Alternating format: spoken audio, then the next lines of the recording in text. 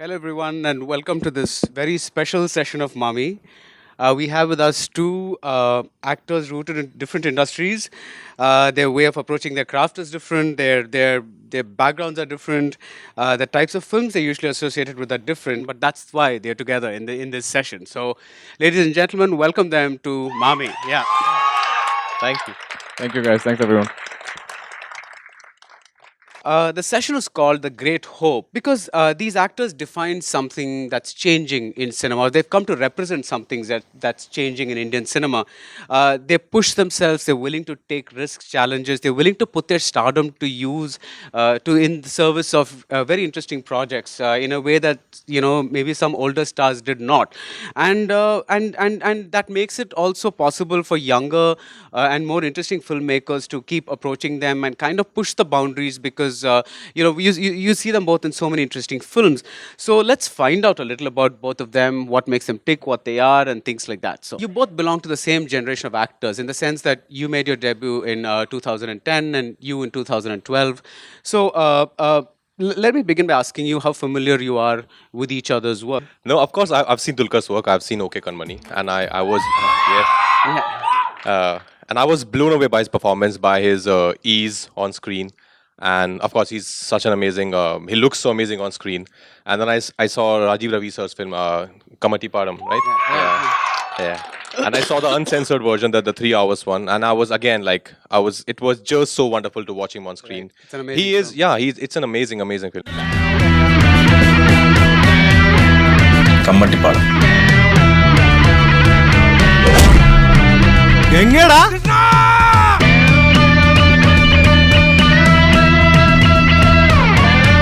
കൈ കൊള്ളൂടാ ഇല്ലടാ നല്ല സാധനം കൈ കൊള്ളൂല.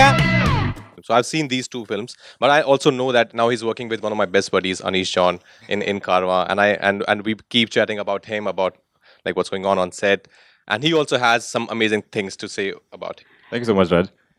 I've seen Kai Poche, loved it, absolutely. Shahid, I think was the first one.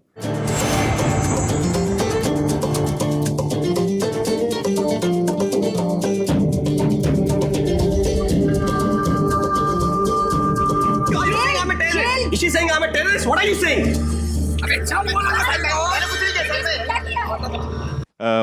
So I just think I love the way that you transform. I always see you as the character, and I think to know Raj is my opportunities today, the guy outside of the screen, because every role I feel like you only see the character, and that is very inspiring for us as actors because you have to, I know, bring on a part of you on screen. Only then you will know it's us, or you won't recognize the actor.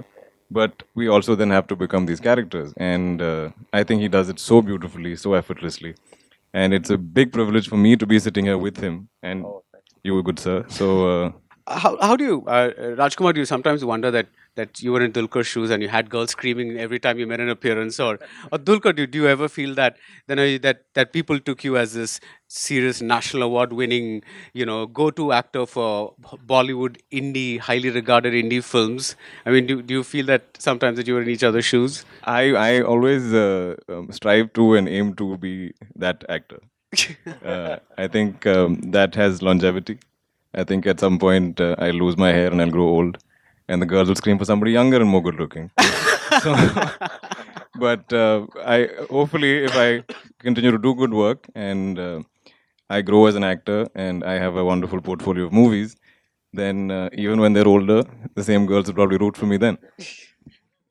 What about I know about him that he is, of course, he's such a big star down south, and he does some amazing films. I think that's the balance even I would love to make. No matter what kind, like how big a star you become, but you have to keep doing cinema that you believe in, and that's I think which he's balancing it so well. Which I think you are doing, right? I feel like he's so at ease even in a rom com, Yeah. or something like a Newton. That's amazing. Getting do you still get scripts in what is perceived to be your zone, or do you now, because of these other films that you made, you get a variety of the other kind of script as well? No, I feel very fortunate. People offer me every kind of script, and it's not like for the first time somebody offered me a Bareli. I've been offered such like similar stories for a long time now, but somehow I just didn't feel like doing them because they were just not there. Something was missing. They were just there for the heck of it, like how you make projects. This is something which works. Let's make it. Right. So, but in Bareilly, I saw a different vision. I loved the story, the character, especially Pritam Vidrohi, and loved the writing, the dialogues. I think Nitesh Tiwari has done a fine job. So that was the reason I chose to do a Bareilly, which is again my space. It's not something I'm suddenly I'm beating up 20 boys and suddenly after a scene let's dance. So I turn out into a dance number. I'm not doing that. It's still I still feel that Bareilly is my space. As long as I'm getting to bring in some realism in my cinema, I'm okay with that. I have to agree about the realism. But I also don't like to be categorized in one box. Like if you tell me you do romantic films or you do action films or you can't. So whatever they say I can't do, I want to do. Okay. And that then lets me explore myself as an actor. That lets me explore my limits or whatever limits I don't have.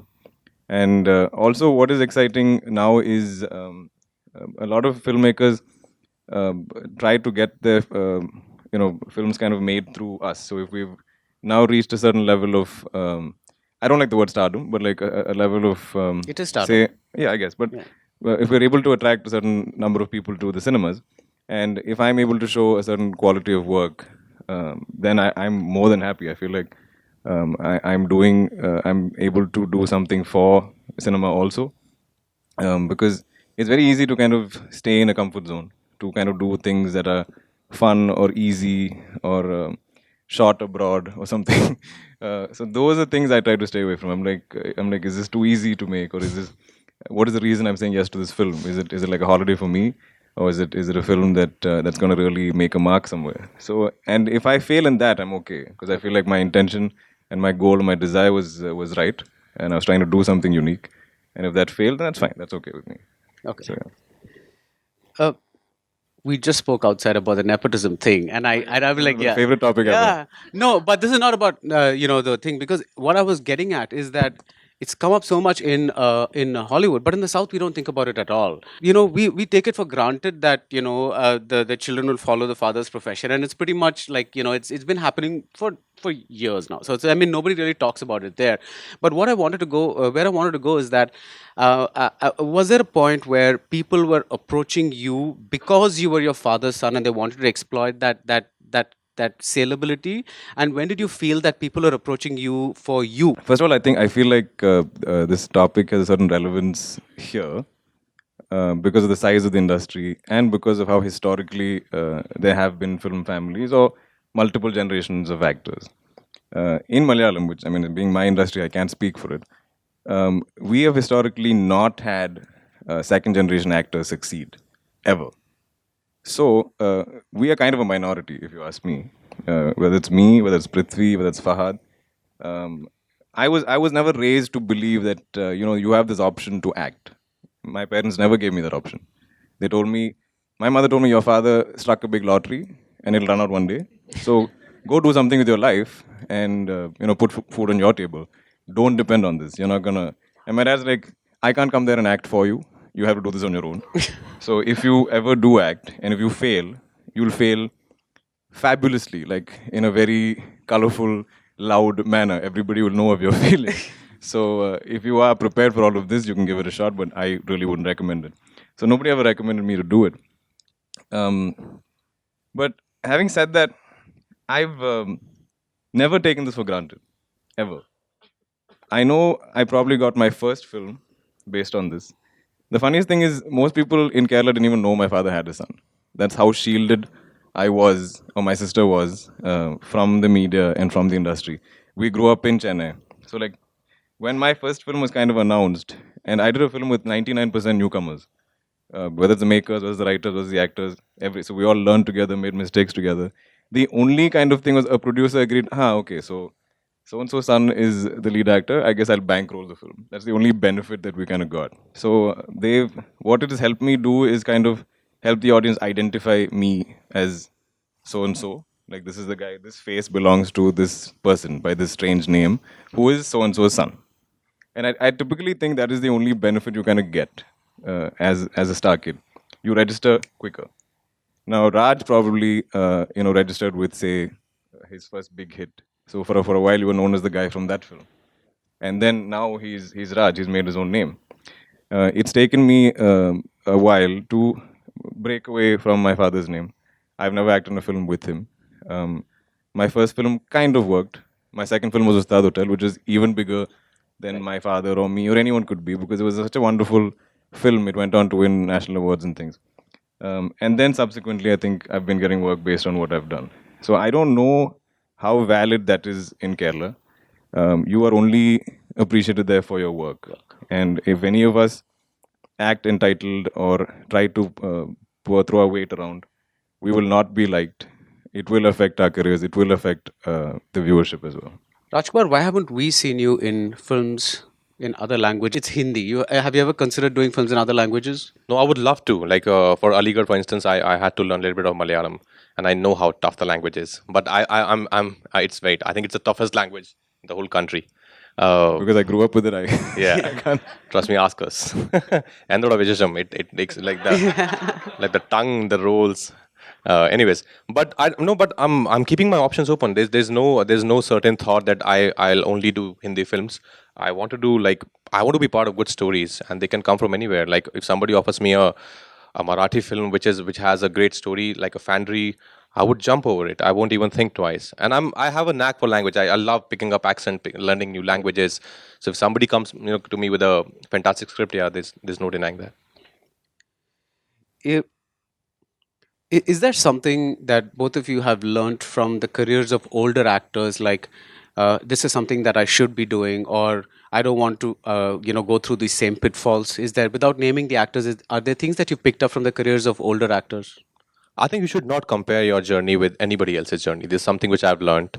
And don't do things just because somebody else is also doing it. Any script that excites me that I believe in, I'll keep doing that. I will never be a part of a project, so called. You know what I'm saying? That you should do this because this will make this much money and this will take you there. There's no guarantee of that. So there's no point thinking about that. Okay. What about you, Dulquer?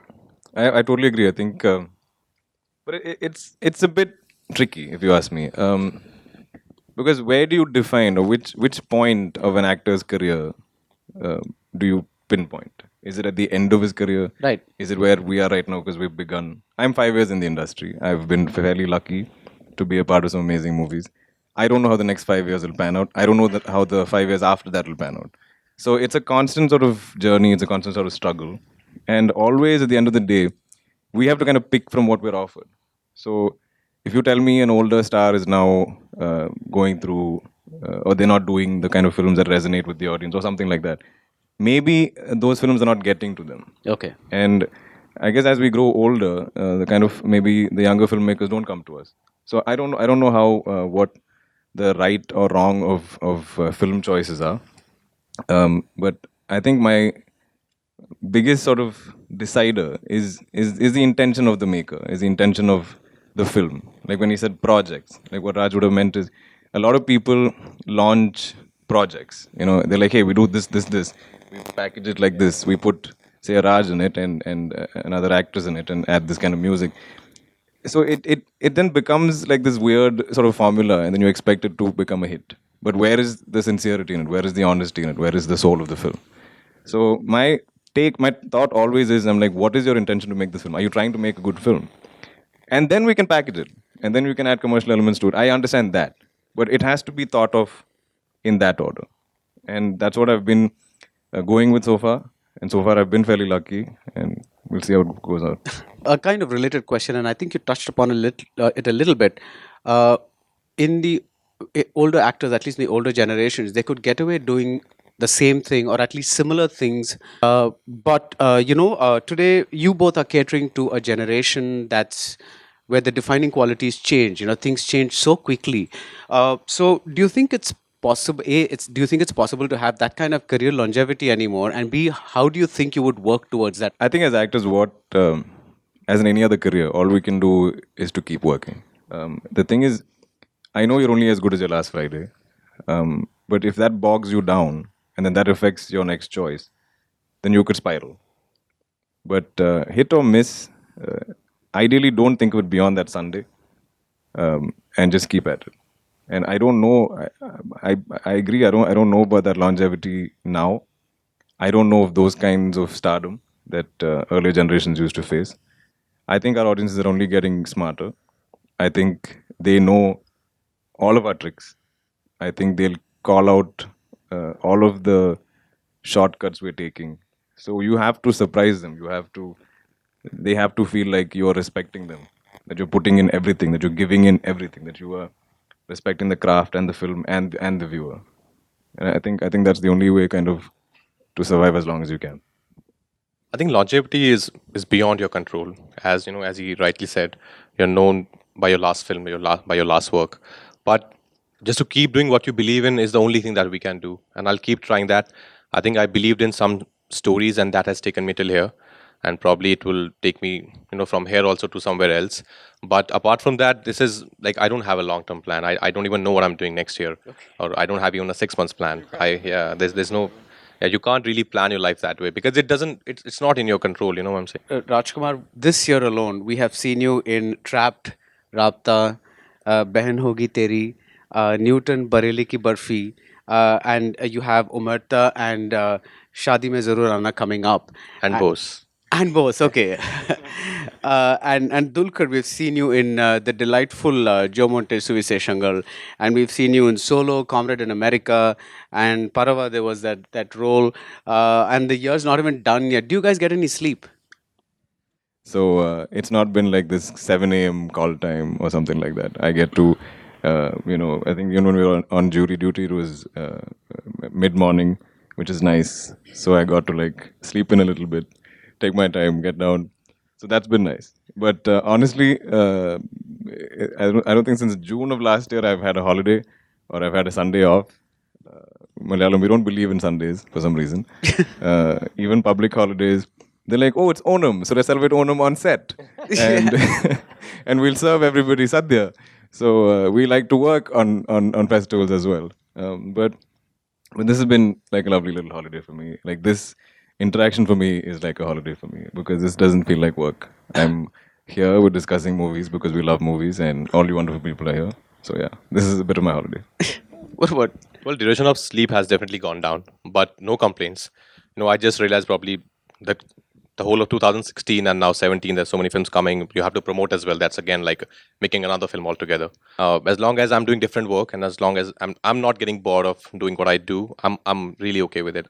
I came to the city to be an actor, and if somebody's offering me, I know there's so many people out there who would love to be in this position. So if I'm getting a chance, if I'm that fortunate, then I don't want to just sleep. I want to keep working. Also, I think this is our age to be working hard and to put out our best works. And I think we're both greedy, right? As actors, I don't want to lose a single opportunity.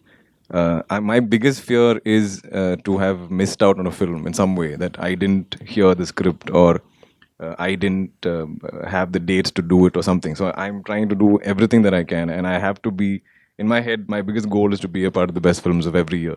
Given the number of films, therefore, do you worry about two things? One is overexposure from the audience's point of view, and from your own craft's point of view, do you worry that, like, Dulquer just spoke about tricks. Do you worry that you will run out of tools in the toolbox, that you'll kind of use them all pretty quickly? I think I keep exploring, keep getting a new tool with every new film. Okay. When they offered me Subhash Chandra Bose, I not even in my dreams would thought that I could play Subhash Chandra Bose ever. But then I took it as a challenge. I thought, why not? That from there a new tool came. I gained so much of weight. I became round. I shaved my head half, and I looked like a different guy. And I really enjoyed it. I really enjoyed playing Bose on screen. And for Omerta also, I think it's as long as it's exciting work, I think that keeps you going. That's the biggest motivation for me. But my ultimate plan is to do probably one film in 2 years. But I know to attain that, I have to keep working. I have to, make that space for myself that people wait for my films to come. I don't know. I feel like the more films you do as actors, I feel like the better you become. I feel like you grow. I feel like you get to try different things. Like my excitement with Solo was that I got to play 4 characters, which normally would take me 4 films. And like he said, like just getting into the appearance of Bose would have given him that character. And that's what we're always trying to find. We were trying to find something in this character, maybe in the way he looks or dresses or his hair or glasses or whatever it is. And then with that, you figure out how he'll laugh or how he'll speak or how he'll walk or how he'll sit. But all of this, I think, keeps coming with additional work, with constant films. And also, I had to combat a lot of stage fright and fear before performing in front of the camera. So I feel like my first few films, that was the fear that I was combating constantly. If there's any acting students here, but with constant work, now I don't think about the fear because I'm always working. And I feel like if I were to take gaps, then I feel like I will take a few steps back and I have to restart again. And then again, I might have to fight my fears. But when I'm constantly working, I get to go from one film to the next. I get to go from one character to the next. And I'm so caught up in this that I completely get to kind of let myself go to that character. And I think it's also a fact that in the Malayalam film industry specifically, actors have traditionally done many films per year. It's like They think I do less work. yeah, yeah, because When I have 3 releases a year, they think it's less. They're like, what are you doing now? Are you still acting? Dulquer, Malayalam mainstream cinema is, in my opinion, the best mainstream cinema in the country today. It's just like, wow. I totally agree. Yeah, it's the mainstream cinema. I mean, the general stuff that comes out week after week, at least one movie every month, is just so totally original and delightful that you just kind of think. Now, but the more offbeat cinema in the South, So I don't know if you can categorize it to any particular slot. But like you said, because we are able to find a mix of mainstream and art house or whatever it is, like our films, even our main releases, main sort of wide theatrical films have so much quality. I don't think people are trying to focus entirely on just art house, and that is the only reason I think. But but a Trapped, I think had a wide release and is still seen as mainstream, right? I don't. Do you well, see it as? I think you would classify it under a kind of a multiplex kind of film, and I think one of the reasons we don't see, I mean, at least I've thought about this a bit, and maybe it's that we don't have enough multiplexes to play that. This is true, but also the thing is, in any industry, like see, when I'm in Kerala, like what I might be aware of from other industries is really the filtered stuff, like really the best films of the year. I might not see what the misses are. But if mainstream is working with this kind of content, then I don't know if there's a need to go entirely art house because end of the day, I think all actors and filmmakers, all of us, it's sweeter when there's commercial success also. Right. Because we want maximum people to watch the films. Which was the one film that taught you both the most, either in terms of your career or craft, or things you should do, things you shouldn't do? Can you name one film that was the greatest lesson? My own film? Yeah. Okay. I think Shahid taught me so many things. I think Shahid taught me that to make a film, to make a good film, you don't need so much of money. You need passion and good stories and committed people. Like we were just talking about village rock stars, outside. Like that girl has made such. I haven't seen it, but I have heard so many amazing things about the film. So I think Shahid taught me that you don't need so much of crores to make a good piece of work in cinema. And also, I think the passion, the fire that we had in Shahid, you have to keep that alive. You have to keep that burning in order to make, just 20 Shahids. It's very hard to pick, I think, one film. I'm sure my first film taught me just to stand in front of the camera, or what I'm doing, what resonates, what comes through, what shows on screen or not.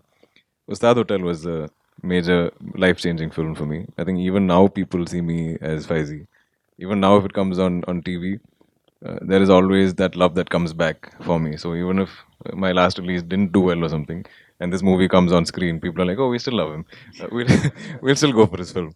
So I think as long as that film keeps playing on TV, that love will always be there. Rajkumar, you're an actor who does. I mean, do a lot of preparation for your part.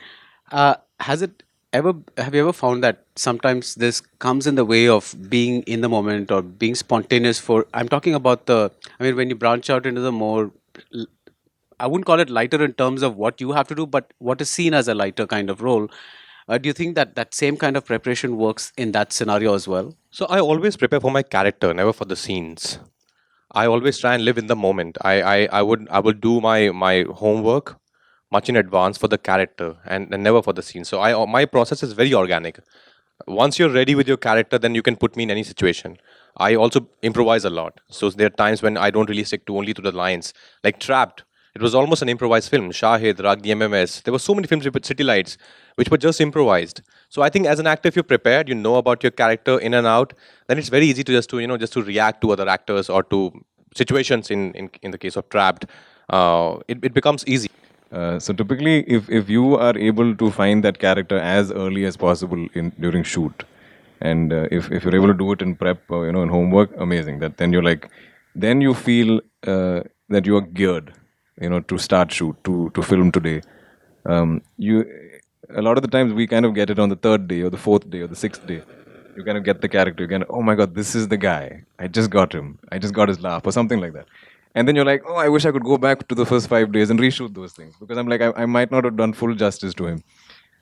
But that is the thing I think all of us actors face. If you can eliminate that as much as possible and be fully prepared, great. But I don't think we can ever be prepared for what the scene throws at us. You've said somewhere down the lane, my life became monotonous and routine, and that's when you decided to give acting a shot. After 5 years, would you say this is what you want to keep doing? So, like I said earlier, my parents never gave me acting as an option. So I think even though maybe deep down, I mean, all of us who watch movies, maybe even here in this cinema, when the movie gets over and if it's a great film, you all leave, you all walk out a little bit as the main lead or some character you identified with. I go through that even now. Like if it's a great, I watch Baby Driver and I want to walk out like, so that is always there. So I feel like I'd be lying to myself if I said I didn't somewhere want to be an actor or I didn't want to be like my father, who was like my biggest hero. I did the 9 to 5 jobs. I did the desk jobs. I tried working in other countries. I had a decent car and a nice apartment. I had some friends and all of this stuff. But I wasn't happy. And which is sad. You would think somebody like me, I've had a very privileged life. I have wonderful parents. They have a wonderful marriage. I have a wonderful sister. And all of I have great friends. I'm very popular. But I was unhappy. And I was like, how can you be unhappy, dude? You have everything going for you. But I didn't like what I was doing. I wasn't charged to get up in the morning and go for work. I couldn't wait for work to get over. And then I started to make a few short films with a bunch of friends who had nothing, no industry background, no film family lineage, anything. And then it didn't seem like work. Not a single moment that I spent shooting a short film, and we had time constraints and budget constraints and all of this. And I must have been a small thing, like a 5-day shoot. And I didn't sleep for 5 days shooting it. But I didn't miss sleep, I didn't miss food, and I loved every moment of it. So after 5 years, this is all I can do. I can't do anything else. And I feel like I love it. I love it every moment. I don't think I want to stop doing it. Rajkumar, one of the things that happens quite often in the South and in the Malayalam industry especially is that we see these all the big actors come together for a film in which one person does not necessarily dominate. Like a very famous recent example would be Bangalore Days, or even more recently you have This film, I think, Kamati Param. Kamati Padam, or even recently you have a Takeoff, where a big star like Fahad Fasil, it's a heroine-oriented film, and he played a very important character, but it's still a small character which came fairly late in the film. Why doesn't this happen more often in Bollywood? Well, I've done Queen. Yeah. Yeah. So But I know there are actors, who feel like current. I think it's a given fact that so many actors denied doing Fawad Khan's part in Kapoor and Sons for whatever reason. I don't understand that. I think you should see the film as a film. You should keep. I can talk about myself. I don't want to keep my personal ego in my work. That why I have 2 lines lesser than that actor. I don't count my lines when I'm reading a script. I read a script. I like it. I like my character. I just want to do it. But I know there are actors who won't feel very comfortable being a part of an ensemble cast. But I think each to his own. As long as we are making good films, I think who cares? The film is always the hero.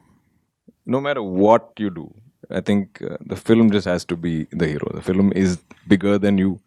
It's bigger than anybody in that movie. But I also think as actors, I think again, this is part of my greed. I think when I sign up for interesting roles in films with multiple actors, it's my greed to be a part of the best movies of the year. the same logic. And I'm like, I'm lucky enough to have 4 to 5 films a year. So I have another film to play hero. That's okay. I have another film to do all of these other things that people count as, what I should be doing or what justice to stardom or whatever it is. But that I think affords me that I can take these risks. And what are these risks? I don't know. I mean, I'm saying if you're part of a good film, is that a risk? So when people tell me you take risks, I'm not taking risks. I'm being greedy. It's giving me, recognition. If I did Kamati Padam and I'm third or fourth or fifth in that film, I don't care. People still like he still mentions Kamati Padam with me. If I said I had an ego for that film, nobody will ever associate that movie with me. Right. What are some of the things about the other person's industry that you wish your industry had? I know that Malayalam industry is very high in content, and they make a lot of like very content driven films. And I haven't worked down south, but I've heard that it's very disciplined. Like I don't know if it's true, but 1 o'clock dinner lunch means 1 o'clock lunch. Is it that way? Okay. Here we have sometimes 5 o'clock lunch. Running lunch, that's so. Running break, running break, running break. That they just make that roll, roti ka, usme sabji dal ke, they just serve it. Yeah. So I think probably I'm not sure if I'm the right person to talk. Actually, I don't have that much experience, but I can only tell you whatever I've heard. Yeah, that it's much more disciplined and it's really high on content. Yeah. I think that reputation comes from early, especially during film days. For the size of the industry, making the movie for us always, if you take a component of the cost of a film, the making cost is still the highest component. So it's not the actor's remuneration or it's not marketing or anything like that. The shooting cost is still the most expensive part of a film. Even today. Even today. So in that sense, we have to, I think, be aware of that, respect that day in and day out. So I feel like that affects our discipline. If as industries become bigger, then you can afford a little more time. And I don't think that's a bad thing necessarily. As long as work is getting done, as long as films are getting made, as long as you're not disrespecting the producer, I think it's fine. But what I do think we all kind of are influenced from each other. I'd be lying if I didn't think that Malayalam wasn't influenced by Hindi films from, say, the year 2000.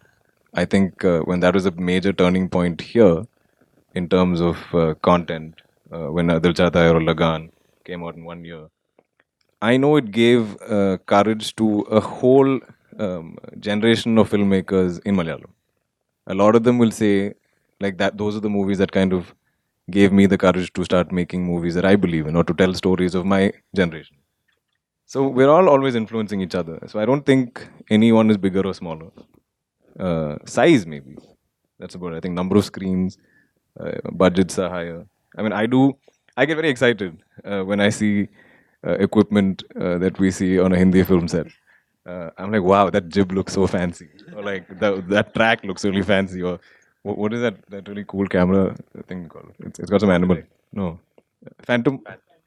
Yeah, Phantom Flex. So I was like, wow, this is some serious stuff you have here, man. And, so it's little things like that. On my first film, the day we had a Jimmy Jib coming was like major excitement. It was like a star was coming that day. like a major actor was coming on set. So all of us were just like, and they're setting it up. Or the Steadicam operator comes like a superstar. Like he comes in a fancier car than everybody else, and it's things like that. So those are, I think, the major differences. My last question before I turn this over to the audience. Rajkumar, Dulquer has stepped into the Hindi film industry. What words of advice would you have for ये him? karma साथ चलेगा. What should he watch out for? What advice do you have for him? Oh, I'm sure he has so many people around him to advise him. All I can say is just keep doing, what you're doing, man. Like we all love you for that. We all respect you for that. And yeah, don't get lost in the crowd. Yeah, we make so many films, but I think he'll be safe. He's in safe. I'm sure he's in safe hands. Thank you, Raj. Thank you But very much. I don't see this as a very like stepping into anything. exactly. I've got this interesting opportunity, so I'm doing a film. I'm not packing any bags. I'm not looking for an apartment here. But hopefully, even when I was doing Malayalam and I did say like an Okay Kanmani in Tamil, that was a film that was shot in 40 days. So it was like shooting a Malayalam film for me. So I came, I did that. I don't think I lost any progress there, and I continue to work in Malayalam. In the same sense, Karma shot in 37 days. So this stepping in for me is not this huge break away from where I am. But I hope I get to do good work. I hope you guys see me or like my characters that I'm getting to play, whether it's Hindi or Tamil or Telugu.